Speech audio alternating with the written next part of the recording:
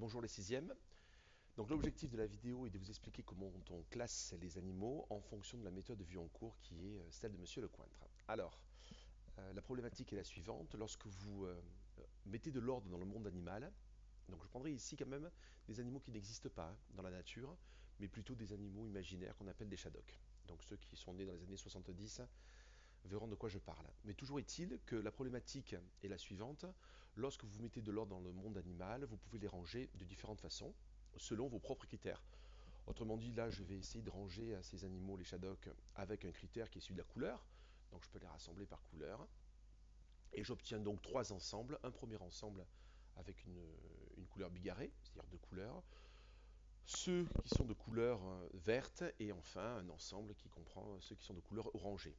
Il est bien évident que si je passe la main à quelqu'un d'autre pour les ranger, il aura peut-être envie de les ranger différemment et lui va s'attarder avec les ranger en fonction des objets qui tiennent en main. Donc on peut faire à nouveau un ensemble avec ces trois shadows qui tiennent donc une petite baguette en main plus celui-ci qui tient un marteau. Donc j'aurai un ensemble de quatre éléments et celui-ci qui tient rien du tout, qui est donc à côté. Alors ce n'est pas satisfaisant parce qu'il existe autant de façons de ranger qu'il existe d'individus qui vont ranger justement les animaux.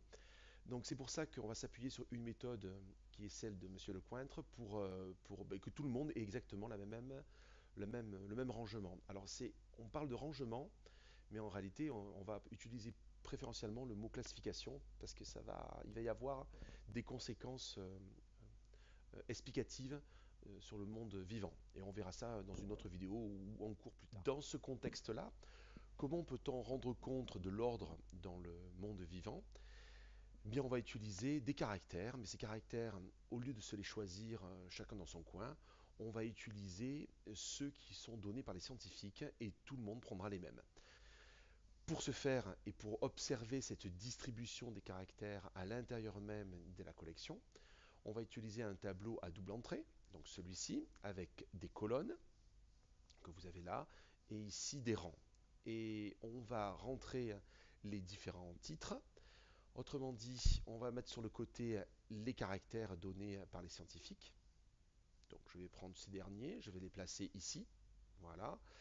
Et pour les colonnes, je vais placer les animaux de ma collection. Voilà. Quel que soit l'ordre, on s'en fiche, hein. C'est uniquement pour les mettre à l'intérieur du tableau.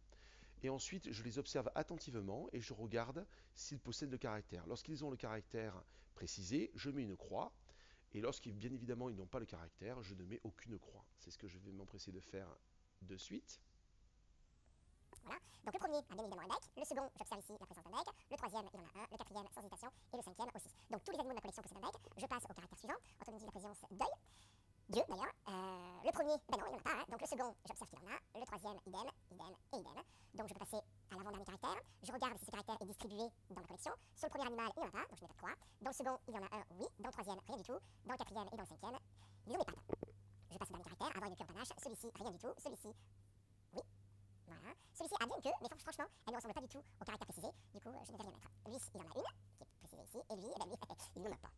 Voilà, j'ai mon tableau de caractères avec la distribution de ces derniers à l'intérieur de ma collection et ça va me servir pour maintenant rassembler les animaux. Donc la méthode est la suivante, je rassemble dans la même boîte les animaux qui possèdent le même caractère.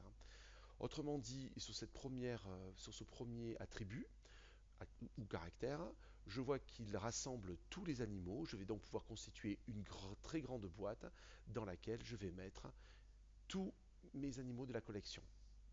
C'est ce que je vais faire à présent.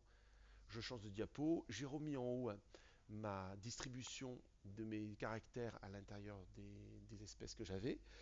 Et je vais fabriquer ma première grande boîte qui va rassembler donc tous mes animaux. C'est ce que je vais faire de suite. Voilà, un grand carré. Ce grand carré, je vais le faire monter un peu plus. Voilà. Et je vais bien les animaux à l'intérieur. Alors ces animaux ont tous en commun un bec. Je vais donc prendre ce bec et je vais montrer que cette boîte, en fait, rassemble les animaux qui ont ce caractère-là.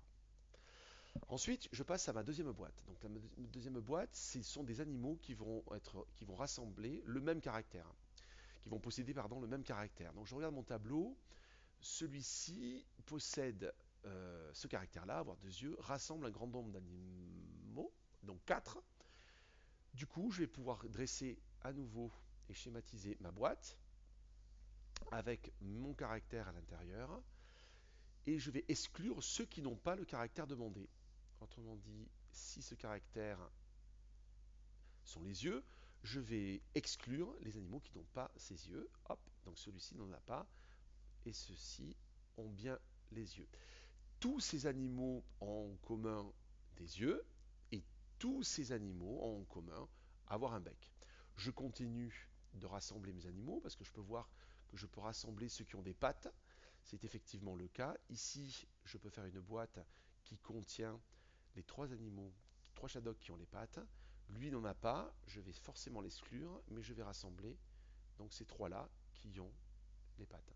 Je vais dresser ma boîte. Voilà. Je vais faire venir le caractère traité, c'est-à-dire avoir les pattes. Voilà. C'est bien le cas. Donc tous ces animaux, quand même, si on suit bien la logique, ont en commun avoir les pattes. Ils ont bien deux yeux. Voilà. Et ils ont bien la présence d'un bec. Et je vais terminer ensuite par la distribution de mon dernier caractère, avoir une queue.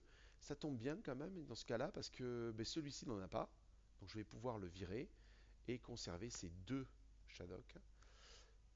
Je vais donc dessiner ma dernière boîte ici et je vais pouvoir positionner le dernier caractère qui m'intéresse. Voilà. Donc au final, j'ai rangé, j'ai même plus que fait que ça, j'ai classé mes animaux. Je les ai classés en fonction de la présence des caractères et j'ai mis à l'intérieur d'une même boîte les animaux qui possédaient ce caractère-là. Alors je vais en faire la synthèse pour terminer.